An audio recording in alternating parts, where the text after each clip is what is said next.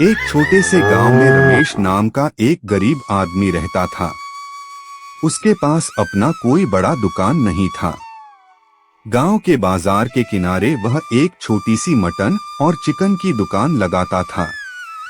दुकान छोटी थी, लेकिन रमेश का दिल बहुत बड़ा था। आज चाहे कम बिक्री हो, लेकिन किसी ग्राहक को खराब सामान नहीं दूंगा। गरीब हूँ, बेईमान नहीं। रमेश अपनी बूढ़ी माँ और छोटी बेटी गुड़िया के साथ रहता था। घर की हालत बहुत खराब थी, फिर भी वह ईमानदारी से मेहनत करता था। एक दिन सुबह से शाम तक रमेश की दुकान पर एक भी ग्राहक नहीं आया। शाम होते होते उसकी आंखों में चिंता साफ दिखाई देने लगी। हे भगवान, आज तो 1 रुपया भी नहीं कमाया। घर में राशन भी खत्म होने वाला है।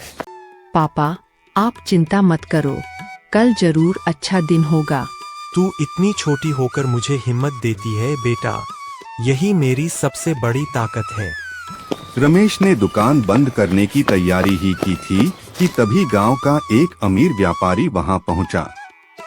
रमेश, सुना है तुम्हारी दुकान पर मटन और चिकन अच्छा मिलता है।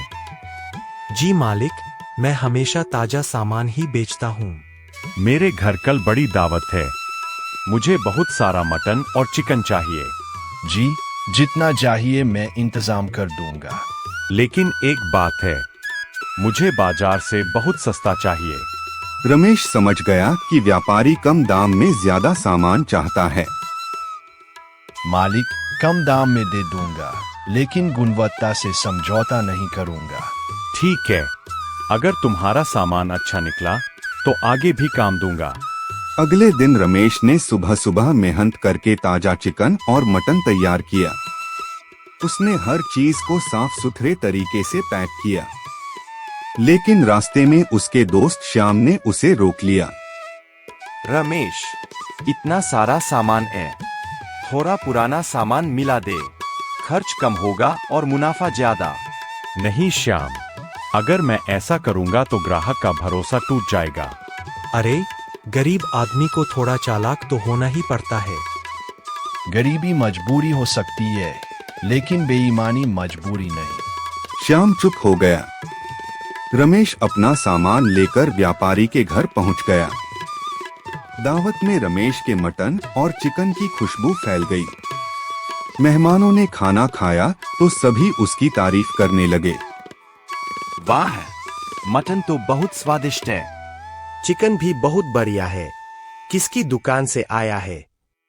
रमेश, तुमने सच में बहुत अच्छा सामान दिया है, लेकिन मुझे पता चला कि तुमने रास्ते में पुराने सामान को मिलाने से मना कर दिया था। मालिक, गरीब हूँ इसलिए आपका भरोसा नहीं बेच सकता। आज से तुम सिर्फ गांव के दुकानदार नहीं हो, मेरी होटल की सप्लाई भी तुम ही करोगे। रमेश की आंखों में खुशी के आंसू आ गए। उसे पहली बार लगा कि उसकी ईमानदारी रंग लाई है। कुछ दिनों बाद उसकी छोटी सी दुकान पर ग्राहकों की भीड़ लगने लगी। रमेश भाई, आपके यहाँ सामान थोड़ा महंगा है, लेकिन भरोसा पूरा है। भाई, पैसे से ज्यादा जरूरी आपका भरोसा है। और इसी भरोसे ने एक गरीब मटन चिकन वाले की जिंदगी बदल दी। इससे कमाई गई रोटी छोटी हो सकती है, लेकिन उसका स्वाद हमेशा बड़ा होता है।